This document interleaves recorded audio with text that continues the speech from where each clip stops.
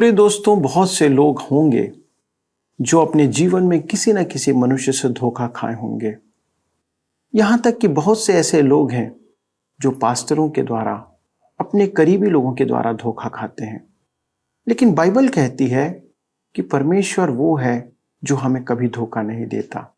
वो हमसे प्रेम करता है और ये परमेश्वर का एक विशेष गुण है।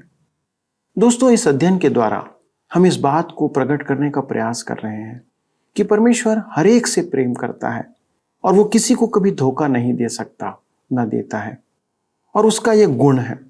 दोस्तों, इस गुण को गहराई से जानने के लिए और उसकी उन बातों को समझने के लिए आइए हमारे साथ इस अध्ययन में शामिल हो जाइए और जानिए कि परमेश्वर इसके द्वारा आपसे, मुझसे क्या कहता है।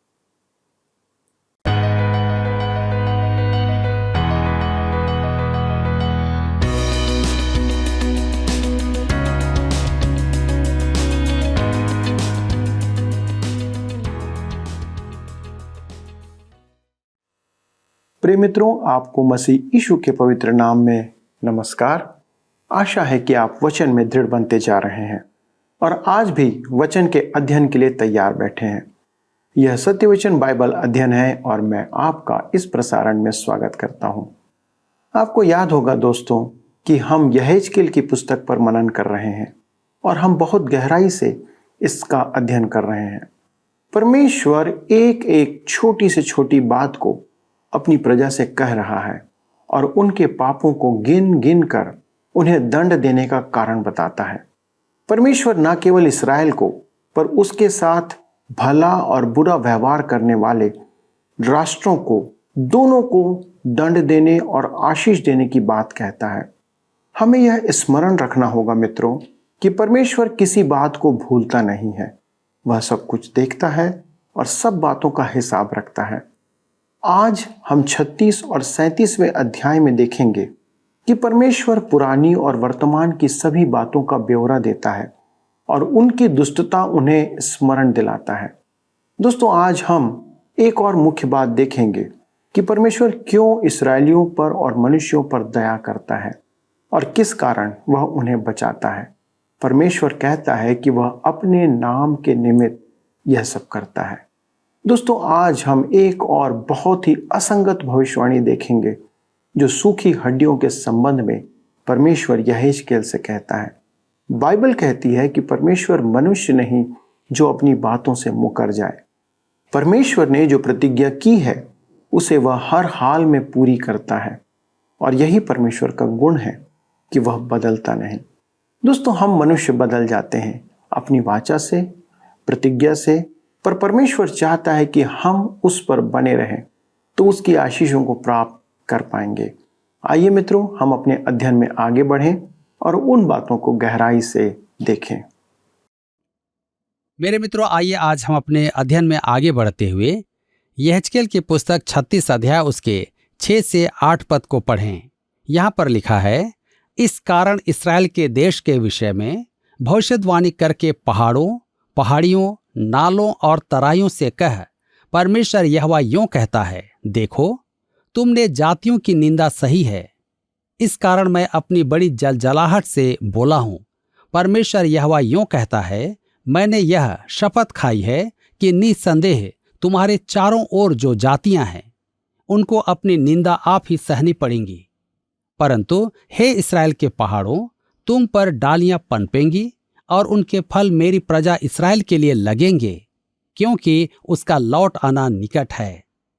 लिखा है, उनका लौट आना निकट है। यह निकट शब्द परमेश्वर के लिए वह अर्थ नहीं रखता जो हमारे लिए रखता है, क्योंकि उसके लिए एक दिन 1000 वर्ष के बराबर है। यहेजकेल 36 उसके 16 से 18 में आगे लिखा है, फिर यहोवा का यह वचन मेरे पास पहुंचा, हे मनुष्य के संतान, जब इस्राएल का घराना अपने देश में रहता था तब अपनी चाल चलन और कामों के द्वारा वे उसको अशुद्ध करते थे। उनकी चाल चलन मुझे ऋतुमती की अशुद्धता सी जान पड़ती थी। इसलिए जो हत्या उन्होंने देश में की और देश को अपनी मूर्तों के द्वारा अशुद्ध किया, इसके कारण मैंने उन पर अपनी जलजलाहट भड़काई। मैं फिर कहता हूं कि वहां की भूमि और प्रजा एक हैं। मूसा की व्यवस्था इसराइलियों के लिए ही नहीं थी, उस देश के लिए भी थी। यहेजकेल 36:19 में लिखा है, मैंने उन्हें जाति जाति में तितर बितर किया और वे देश देश में बिखर गए। उनके चाल चलन और कामों के अनुसार मैंने उनको दंड दिया। परमेश्वर कहता है, मैंने उनको जाति जाति में तितर बितर किया। परंतु सुनिए वह क्या कहता है। यहेजकेल 36 उसके 21 पद से 23 पद में लिखा है, परंतु मैंने अपने पवित्र नाम की सुधि ली, जिसे इस्राएल के घराने ने उन जातियों के बीच अपवित्र ठहराया था जहां वे गए थे। इस कारण तू इस्राएल के घराने से कह, परमेश्वर यहोवा यों कहता है, हे इस्राएल के घराने, मैं इसको तुम्हारे निमित्त नहीं परंतु अपने पवित्र नाम के निमित्त करता हूं, जिसे तुमने उन जातियों में अपवित्र ठहराया जहां तुम गए थे। मैं अपने बड़े नाम को पवित्र ठहराऊंगा जो जातियों में अपवित्र ठहराया गया, जिसे तुमने उनके बीच अपवित्र किया।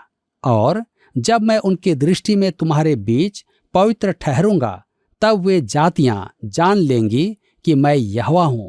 परमेश्वर यहोवा की यही वाणी है। मेरे मित्रों, परमेश्वर को अब भी इस पृथ्वी पर अपने नाम का मान रखना है। बहुत लोग हैं जो कलीसिया और मसीह जनों की निंदा करते हैं और परमेश्वर के नाम को अशुद्ध करते हैं। परमेश्वर इस पृथ्वी पर स्वयं को सिद्ध करेगा और अपने नाम को स्थापित करेगा। आज उसका नाम व्यर्थ में लेने से लोग चूकते नहीं हैं, परंतु परमेश्वर कहता है कि यह सब समाप्त होगा और वे उसका सम्मान करेंगे। यह उसका संसार है। यहेजकेल 36 के 26 पद में आगे हम पढ़ते हैं, मैं तुमको नया मन दूंगा और तुम्हारे भीतर नई आत्मा उत्पन्न करूंगा और तुम्हारी देह में से पत्थर का हृदय निकालकर तुमको मांस का हृदय दूंगा। परमेश्वर कहता है कि वह क्या करेगा। एक परिवर्तन आएगा। मैं तुमको नया मन दूंगा और मांस का हृदय दूंगा। वे नया जन्म पाएंगे। यहेजकेल 36 उसके 27 पद में लिखा है, मैं अपना आत्मा तुम्हारे भीतर देकर ऐसा करूंगा कि तुम मेरी विधियों पर चलोगे और मेरे नियमों को मानकर उनके अनुसार करोगे। योएल नबी की भविष्यवाणी में उसके कहने का अर्थ वही था। वह दिन आता है जब परमेश्वर हर एक प्राणी पर अपना आत्मा उंडेलेगा, कुछ एक पर नहीं। पिन्तेकुस्त के दिन पवित्र आत्मा कुछ पर ही उतरा था। पतरस ने केवल यही कहा था, हमें शराबी समझकर हमारी निंदा मत करो। यह वैसा ही है जैसा योएल नबी ने अंतिम दिनों के संबंध में कहा था। आत्मा कुछ पर उतरा है और परमेश्वर अपने नाम के निमित्त मनुष्यों को बुला रहा है। जिस पल आप पवित्र आत्मा द्वारा नया जन्म पाते हैं, आप में पवित्र आत्मा अंतर्वास करके आपको बपतिस्मा देता है और आपको विश्वासियों की देह का अंग बनाया जाता है। परमेश्वर कहता है कि उस दिन वह अपना आत्मा उनमें डालेगा। यहेजकेल 36 के 28 पद में लिखा है, तुम उस देश में बसोगे जो मैंने तुम्हारे पितरों को दिया था, और तुम मेरी प्रजा ठहरोगे और मैं तुम्हारा परमेश्वर ठहरूंगा। वे अपने देश में होंगे और वहां समृद्धि होगी। परमेश्वर ने उन्हें सांसारिक आशीषों की प्रतिज्ञा दी है और हमें आत्मिक आशीषों की। मेरे मित्रों, यह अध्याय एक महान भविष्यवाणी से समाप्त होता है। यहेजकेल 36 उसके 35 से 38 पद में आगे लिखा है, लोग कहा करेंगे, यह देश जो उजाड़ था वह अदन की बारी सा हो गया, और जो नगर खंडहर और उजाड़ हो गए और ढाए गए थे वे गढ़ वाले हुए और बसाए गए हैं। तब जो जातियां तुम्हारे आसपास बची रहेंगी वे जान लेंगी कि मुझ यहोवा ने ढाए हुए को फिर बनाया और उजाड़ में पेड़ रोपे हैं। मुझ यहोवा ने यह कहा और ऐसा ही करूंगा। परमेश्वर यहोवा यों कहता है, इस्राएल के घराने में फिर मुझसे विनती की जाएगी कि मैं उनके लिए यह करूं, अर्थात मैं उनमें मनुष्यों की गिनती भेड़ बकरियों के समान बढ़ाऊं, जैसे पवित्र समयों की भेड़ बकरियां अर्थात नियत पर्वों के समय यरूशलेम में की भेड़ बकरियां अनगिनत होती हैं, वैसे ही जो नगर अब खंडहर हैं वे अनगिनत मनुष्यों के झुंडों से भर जाएंगे। तब वे जान लेंगे कि मैं यहोवा हूं। कहता है, लोग कहा करेंगे, यह देश जो उजड़ा पड़ा था अदन की वाटिका बन गया है। आज आप चाहें तो कह सकते हैं, परंतु यह सच नहीं है। आगे कहता है, तब वे जान लेंगे कि मैं यहोवा हूं। आज इस्राएल में वे यह नहीं जानते हैं। जी हां, आज संसार भी यह नहीं जानता है, परंतु मेरे मित्रों, वह दिन आता है जब इस्राएल जानेगा कि परमेश्वर है। परंतु क्या आप जानते हैं कि आपका उद्धारकर्ता कौन है? आपको एक छुड़ाने वाले की आवश्यकता है। आप विचार करें कि आप किसे जानते हैं। इसी के साथ यहाँ पर अध्याय 36 समाप्त होता है और अब हम अपने अध्ययन को अध्याय 37 से जारी रखेंगे। इसमें हम देखेंगे सूखी हड्डियों की तराई। इस अध्याय में सूखी हड्डियों की तराई का दर्शन है। इस अध्याय का अर्थ निर्धारण इस्राएल के भावी पुनरुत्थान से संबंधित है। यह पुनरुत्थान इस्राएल की राष्ट्रीय पहचान तथा आत्मिक जागृति और पुनरुद्धार के संबंध में होगा, जिसकी भविष्यवाणी परमेश्वर ने पिछले अध्याय में की थी।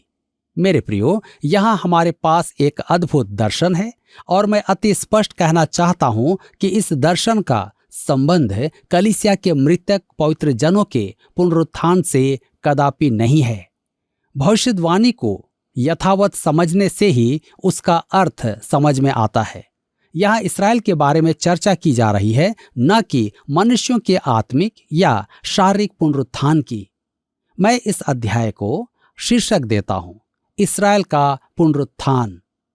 मेरे विचार में यह शीर्षक तर्कसंगत है, परंतु इसे कभी कभी गलत भी समझा जाता है। मेरी इस बात को कुछ लोग समझते हैं कि मैं अब्राहम से लेकर अब तक के सब मृतकों के पुनरुत्थान के बारे में कह रहा हूं। ऐसा नहीं है। यह निश्चय ही इस्राएल राष्ट्र के संबंध में ही है। परमेश्वर यहेजकेल को एक जीवित दृष्टांत देता है, जिसके लिए वह उसे सूखी हड्डियों की तराई में ले जाता है। तो आइए हम पढ़ें यहेजकेल के पुस्तक 37 अध्याय उसके 1 पद। लिखा है, यहोवा की शक्ति मुझ पर हुई और वह मुझ में अपना आत्मा समवा कर बाहर ले गया और मुझे तराई के बीच खड़ा कर दिया। वह तराई हड्डियों से भरी हुई थी। नबूकदनेस्सर द्वारा यरूशलेम के विनाश से पूर्व अध्याय 8 में यहेजकेल को आत्मा यरूशलेम ले गया था। मेरे विचार में परमेश्वर के लिए यह काम असंभव नहीं है।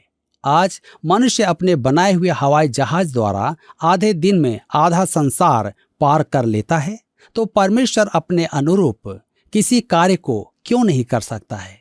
अतः यहेजकेल को यरूशलेम ले जाने में परमेश्वर को कोई कठिनाई नहीं थी। यहेजकेल यहाँ कहता है, वह मुझ में अपना आत्मा समवा कर बाहर ले गया और मुझे तराई के बीच खड़ा कर दिया।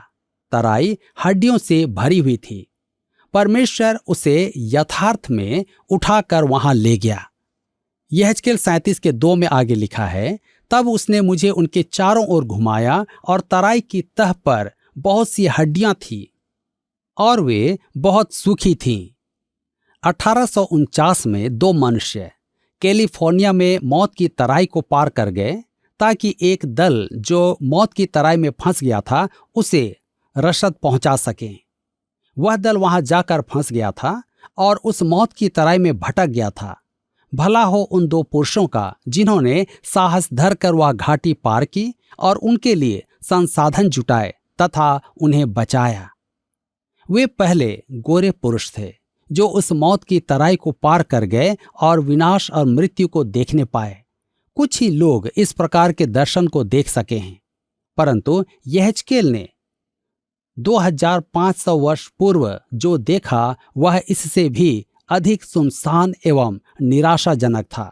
यह तराई तो और भी अधिक सुनसान, अधिक भयानक तथा विस्मयकारी थी।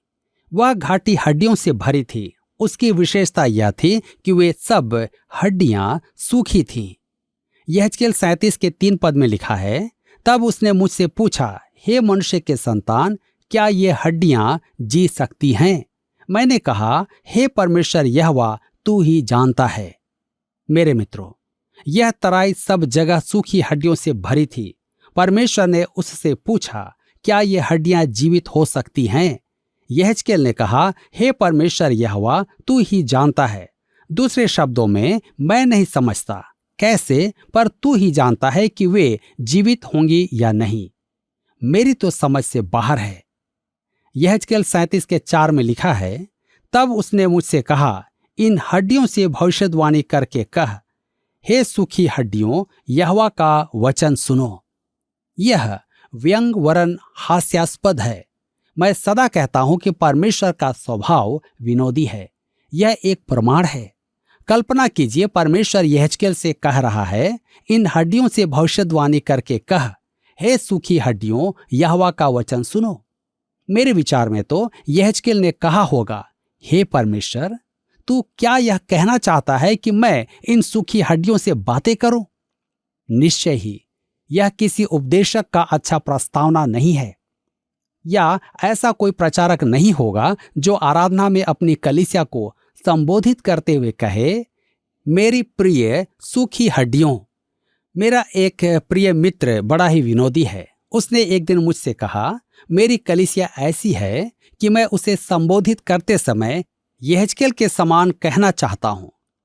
वे यहेजकेल द्वारा देखी गई हड्डियों के समान सूखे हैं, परंतु साहस नहीं होता है। यहेजकेल हड्डियों से भरी तराई को देख रहा है और उसे उन्हें वचन सुनाना था। प्रत्येक कलीसिया में उद्धार प्राप्त मनुष्यों के पास सुनने के लिए कान होते हैं, परंतु वे सुनते नहीं। और वे जो उद्धार से रहित हैं, वे अपने अपराधों और पापों में भरे हुए हैं। उनका अभी तक उद्धार नहीं हुआ है। उनका प्रचारक यहेजकेल के समान असहाय है। कोई भी प्रचारक खोई हुओं की वास्तविक दशा समझता है। वह उनसे बात करने में अपनी असहाय स्थिति को भी समझता है। यहेजकेल इन सूखी हड्डियों से कहता था, मैं चाहता हूं कि तुम सुनो, परमेश्वर क्या कहना चाहता है। यहेजकेल 37 उसके 5 और 6 में आगे लिखा है, परमेश्वर यहोवा तुम हड्डियों से यूं कहता है, देखो, मैं आप तुम में सांस समवाऊंगा और तुम जी उठोगी। मैं तुम्हारी नसें उपजाकर मांस चढ़ाऊंगा और तुमको चमड़े से ढांपूंगा, और तुम में सांस समवाऊंगा और तुम जी जाओगी, और तुम जान लोगी कि मैं यहोवा हूं। परमेश्वर ने कहा, मैं चाहता हूं कि तू उनसे कहे कि मैं ही उन्हें जीवन दूंगा। हमारी आज यही दशा है। यदि परमेश्वर काम ना करे तो किसी में आत्मिक जीवन नहीं होगा। मुझे पत्रों में लोग लिखते हैं, आपने मुझे मुक्ति दिलाई है। मैं किसी को बचा नहीं सकता हूं। मैं तो केवल सूखी हड्डियों को परमेश्वर का वचन सुना सकता हूं। परमेश्वर का आत्मा ही है जो जीवन देता है। जीवन का एकमात्र यही मार्ग है। इन पदों की प्रासंगिकता यही है, परंतु आगे हम पदों का अनुपम अर्थ भी देखेंगे। आइए हम पढ़ें यहेजकेल 37 के 7 पद। लिखा है, इस आज्ञा के अनुसार मैं भविष्यवाणी करने लगा, और मैं भविष्यवाणी कर ही रहा था कि एक आहट आई और भूईडोल हुआ, और वे हड्डियां इकट्ठी होकर हड्डी से हड्डी जुड़ गई। ध्यान दीजिएगा, लिखा है, आज्ञा के अनुसार मैं भविष्यवाणी करने लगा। यहेजकेल परमेश्वर की आज्ञा मानता था। वे हड्डियां इकट्ठी होकर हड्डी से हड्डी जुड़ गई। मेरे विचार में यही देख यहेजकेल विमूढ़ हो गया होगा। यहेजकेल 37 के 8 में आगे लिखा है, मैं देखता रहा कि उनमें नसें उत्पन्न हुई और मांस चढ़ा, और वे ऊपर चमड़े से ढंप गई, परंतु उनमें सांस कुछ न थी। यहाँ एक प्रक्रिया है जिस पर मैं आपका ध्यान आकर्षित कराना चाहता हूँ। हड्डियों की पहली दशा है कि वे बिखरी हुई हैं, सूखी हैं और मृतक हैं। तदुपरांत उनमें गतिविधि दिखाई देती है और फिर उन पर मांस आता है। यह प्रक्रिया तत्कालिक नहीं है। दर्शन में ये केवल लाशें हैं। वे मनुष्य तो हैं, परंतु उनमें जीवन नहीं है। यहेजकेल 37 उसके 9 और 10 पद में लिखा है, तब उसने मुझसे कहा, हे मनुष्य के संतान, सांस से भविष्यवाणी कर, और सांस से भविष्यवाणी करके कह, हे सांस, परमेश्वर यहोवा यूं कहता है, चारों दिशाओं से आकर इन घात किए हुओं में समा जा कि ये जी उठें। उसकी इस आज्ञा के अनुसार मैंने भविष्यवाणी की, तब सांस उनमें आ गई और वे जीकर अपने अपने पांव के बल खड़े हो गए और एक बहुत बड़ी सेना हो गई। लिखा है, यहेजकेल ने वचन सुनाया और उन लाशों में जीवन आ गया। यह प्रक्रिया आदि में मनुष्य की उत्पत्ति के समान है। परमेश्वर ने मिट्टी से मनुष्य को बनाया। यहेजकेल ने हड्डियों से आरंभ किया, परंतु परमेश्वर ने पृथ्वी की मिट्टी से आरंभ किया और फिर मनुष्य में जीवन डाल दिया। मेरे मित्रों, इन हड्डियों में जो हुआ उसके 3 चरण हैं। पहला, वे मृतक हड्डियां बिखरी हुई थी। दूसरा, वे संयोजित हुई और उन पर मांस आया, परंतु वे अभी भी मृतक थी। तीसरा, वे जीवित की गई। इन 3 चरणों में बाइबल की भविष्यवाणी समझने की कुंजी है, विशेष करके इस्राएल राष्ट्र की। अगला पद इस दर्शन का अर्थ स्पष्ट करता है। यहेजकेल 37:11 में लिखा है, फिर उसने मुझसे कहा, हे मनुष्य के संतान, ये हड्डियां इस्राएल के सारे घराने की उपमा है। वे कहते हैं, हमारी हड्डियां सूख गई और हमारी आशा जाती रही, हम पूरी रीति से कट चुके हैं। कहता है, हे मनुष्य के संतान, ये हड्डियां इस्राएल के सारे घराने की उपमा है। यह कलीसिया नहीं, इस्राएल है। वे कहते हैं, हमारी हड्डियां सूख गई और हमारी आशा जाती रही। मेरे मित्रों, बंधुआई में प्रवासी इस्राएली एक सीमा से दूसरी चरम सीमा पार कर गए थे। जब तक यरूशलेम या झूठे भविष्यद्वक्ता कहते थे कि वे स्वदेश लौटेंगे, तब तक उनमें एक झूठी आशा व्याप्त थी। अब क्योंकि यरूशलेम उजड़ गया था, वे दूसरी ओर सीमा पार कर रहे थे, जिसे मनोवैज्ञानिक भाषा में एक प्रकार का पागलपन कहते हैं। एक समय तो उनकी आशा ऊंचाइयों पर थी, परंतु अब निराशा गहराई में पहुंच रही थी। उनकी मानसिक स्थिति बहुत बुरी थी। हमारी आशा जाती रही। यह दर्शन उन्हें आशा बंधाने के लिए था कि उनकी आशा जाती नहीं रही है। यह संपूर्ण इस्राएली घराने के लिए आशा है। आज हम सब के लिए भी परमेश्वर ने एक आशा दी है, ताकि हम भी उसके द्वारा उस उद्धार को प्राप्त करें, उस जीवन को प्राप्त करें। आज के इस अध्ययन के द्वारा परमेश्वर आप सबको बहुतायत से आशीष दे। मित्रों, आपने सुना कि परमेश्वर क्या कहता है। उसने यहेजकेल से कहा कि सूखी हड्डियों से भविष्यवाणी करके कह। दोस्तों, यह एक बहुत ही अलग सी भविष्यवाणी है जो इस्राएल के लिए की गई। यह उनके जागृत होने की बात है जो अंत के दिनों में पूरी होगी। परमेश्वर हमारा सृजनहार है और उसने मनुष्य की उत्पत्ति मात्र मिट्टी से की थी। फिर उसने उसमें प्राण और अपना आत्मा भी डाला। परमेश्वर अपनी सामर्थ में चूका नहीं है। उसकी सृजन करने की सामर्थ खत्म नहीं हुई है। वह इस्राएल के लोगों को स्मरण दिला रहा है कि परमेश्वर उन्हें जलाएगा और अपनी महिमा उनसे या उन पर फिर से प्रकट करेगा। आज एक मनुष्य जो आत्मिक तौर पर मरा हुआ है, उसे केवल परमेश्वर ही पुनर्जागृत कर सकता है। कुछ मनुष्य और प्रचारक यह विश्वास करते हैं कि उनके द्वारा मनुष्य परमेश्वर को प्राप्त करते हैं, या फिर उनके हाथ रखने से लोगों को पवित्र आत्मा का अभिषेक प्राप्त होता है। पर सच्चाई यह है कि केवल परमेश्वर ही मनुष्य को आत्मिक जीवन प्रदान करता है। क्या आपको पवित्र आत्मा का अभिषेक चाहिए? तो आपको परमेश्वर की ओर निहारना होगा। आप किसी मनुष्य की ओर ना देखें। मनुष्य केवल आपको वचन सुना सकता है, पर आत्मा केवल परमेश्वर ही दे सकता है जो उसका है। आज हम यह विचार करते हैं कि लोग परमेश्वर के वचनों पर चलने वाले हों, पर केवल परमेश्वर ही एक दिन इस कार्य को पूरा करेगा और सारा संसार इस बात का गवाह होगा। आप और मैं भी देखेंगे कि परमेश्वर कैसे ऐसा करेगा। आइए मित्रों, हम परमेश्वर को धन्यवाद दें जिसने अपना आत्मा हमें दिया है, जिसके सहारे हम इस संसार में जीवन जी सकते हैं। एक विश्वासी बिना पवित्र आत्मा के जीवन नहीं जी सकता। आइए हम धन्यवाद और प्रार्थना करें।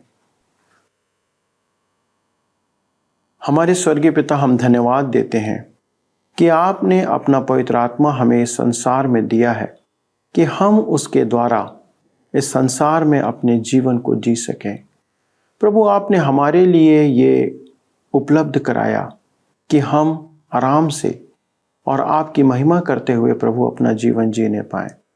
हमारी ये विनती है प्रभु कि हमारे दर्शकों पर भी प्रभु आपके आत्मा का नियंत्रण बना रहे, कि हम वचन आधारित शिक्षाओं पर चलते रहें। जो बातें पिता आपने हमें सिखाई हैं उसके अनुसार चलते रहें। हमारे सभी दर्शकों के लिए हम विशेष प्रार्थना करते हैं, खास तौर से हमारी बहनों के लिए प्रभु, हमारी माताओं के लिए, हमारी बेटियों के लिए प्रभु, कि प्रभु आपकी सुरक्षा इन्हें प्राप्त हो। वे हर प्रकार के सामाजिक और पारिवारिक बुराइयों से और प्रहार से बची रहें। प्रभु, अनुग्रह करना कि हमारी ये सारी बहनें, माताएं, बच्चे प्रभु आपकी सुरक्षा में पाए जाएं और किसी प्रकार की दुष्टता की सामर्थ इनके जीवन को छूने ना पाए। प्रभु, इस प्रार्थना को सुनने के लिए हम धन्यवाद देते हुए विनती को यीशु के नाम से मांगते हैं, आमीन। प्रिय मित्रों, आपकी उपस्थिति के लिए बहुत बहुत धन्यवाद। अगले प्रसारण में इस अध्ययन को आगे बढ़ाएंगे। मुझे पूरा विश्वास है कि आप फिर हमारे साथ शामिल होंगे। अगले प्रसारण तक परमेश्वर के साथ बने रहें, उसकी महिमा करते रहें और उसके वचन के अनुसार चलते रहें। प्रभु आपको आशीष दे। आइए अब हम प्रश्न को देखें। पिछले प्रश्न का उत्तर है ए, यीशु मसीह। अध्याय 34 में जिस चरवाहे का उल्लेख किया गया है वह यीशु मसीह से संदर्भित है। आज के अध्ययन पर आधारित प्रश्न है, यहेजकेल अध्याय 37 में सूखी हड्डियों की तराई का दृष्टांत खाली स्थान के लिए है। ए, विश्वासियों, बी, इसराइल, सी, सारे मनुष्यों, डी, सभी मृतकों।